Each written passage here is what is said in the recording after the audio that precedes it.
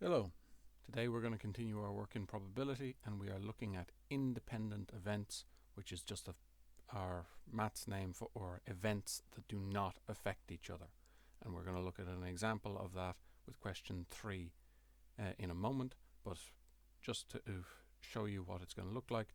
For independent events, the probability of A and B, if they're independent of each other, is equal to the probability of A multiplied by the probability of B.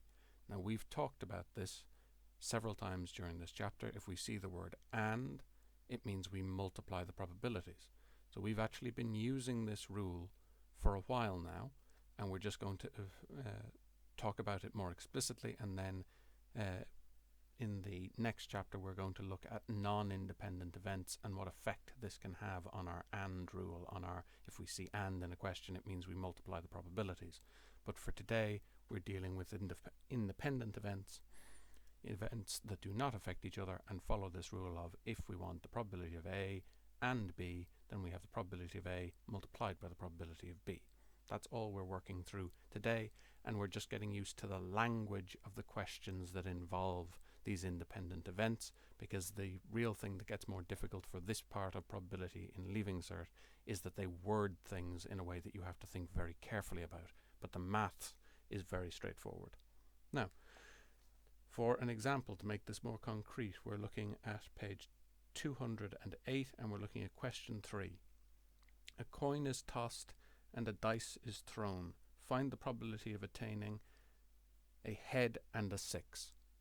So the first thing that comes into my mind when I read that question is that I could actually do out a two-way table, which I've done down here, and I could figure out my probabilities that way.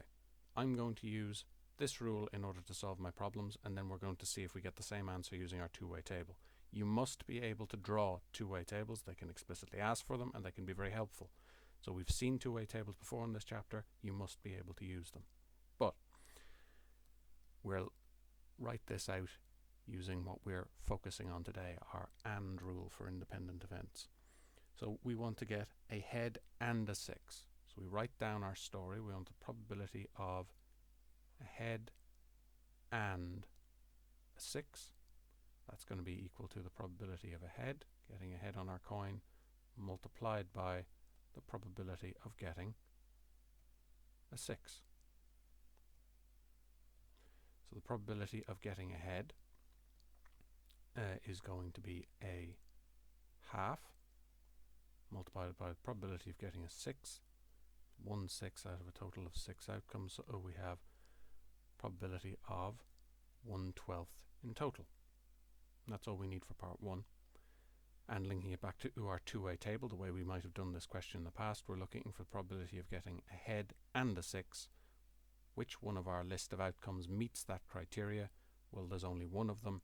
We have a head and a 6 here, and this is the only one out of our 12 possible outcomes that meets both our criteria. So this is the one that we would have. So 1 out of 12 possible outcomes, which gives us the same answer, probability of 1/12. Now for part 2, we're asked for the probability of getting a head and an even number. Probability of a head and even number is again going to be the probability of a head multiplied by the probability of getting an even number. Now, under the pressure of an exam, I would write out my possible outcomes here. So I have my dice has 6 possible outcomes. I would write down those 6 possible outcomes and look for what numbers are even.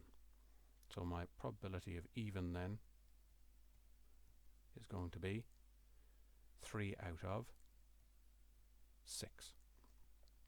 So, which simplifies to a half.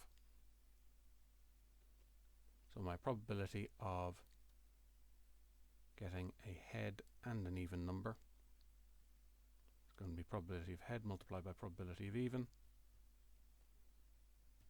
is going to be a half multiplied by a half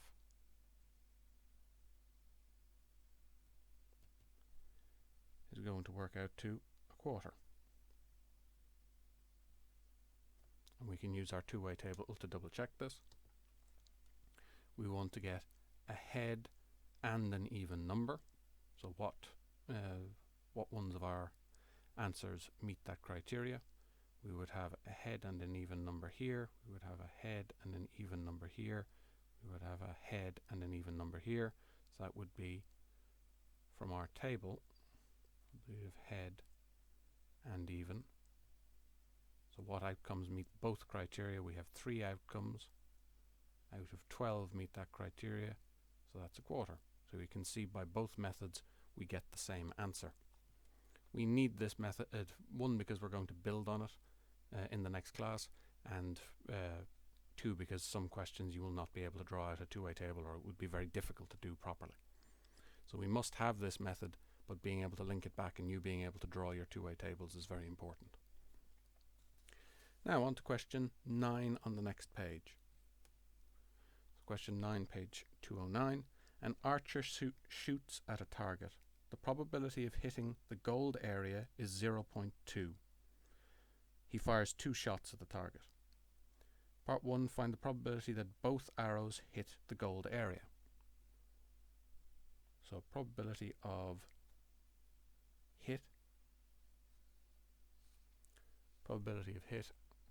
This is going to be important as the questions get more complicated, so we write this down explicitly. Probability of hit is going to be 0.2.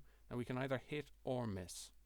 So that means that the probability of missing would be 1 minus the probability of hitting. 1 is our total, all of our total outcomes added together. So we can either hit or miss. So we have a probability of 0.8 of missing our gold area. And this is again going to be an important part of questions moving forward, that we can either hit or miss. So we would have 1 minus the probability of hitting would give the probability of missing. Now, we've done that setup. Find the probability that both arrows hit the gold area. That means we have to get the probability of getting a hit, and then another hit is going to be the probability of hit by the probability of hit, because they're independent of each other. We're not told that him missing or hitting the first shot is going to affect his second shot. They can give you questions like that, but they didn't this time. Now, what we have then is just going to be 0.2 by 0.2. So we get 0.04. Do that on your calculator. In an exam, there is a very high probability that you are going to end up saying that that would be 0.4 by doing it in your head. Put it in the calculator and you will get your correct answer. Now, that was part 1. Part 2. Part 2 looks very similar, but contains a subtlety. So this is where probability starts to get more challenging because of the subtlety in the language. Find the probability that exactly one arrow hits the gold target. So probability of exactly one arrow. Exactly one hit. If we think carefully about that, there are actually 2 circumstances that meet that criteria. We could have the person hit the target the first time and miss on the second target, on the second shot, or we could have them miss the first time and hit the second time. Both of these criteria, both of these situations meet this description. So this or this could happen and we would meet this description. So we have to take both into account.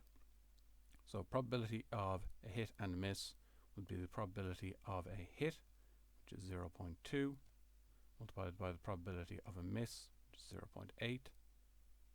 We know that or means adding, in the same way as and means multiply. And then probability of a miss would be 0.8 multiplied by probability of a hit would be 0.2.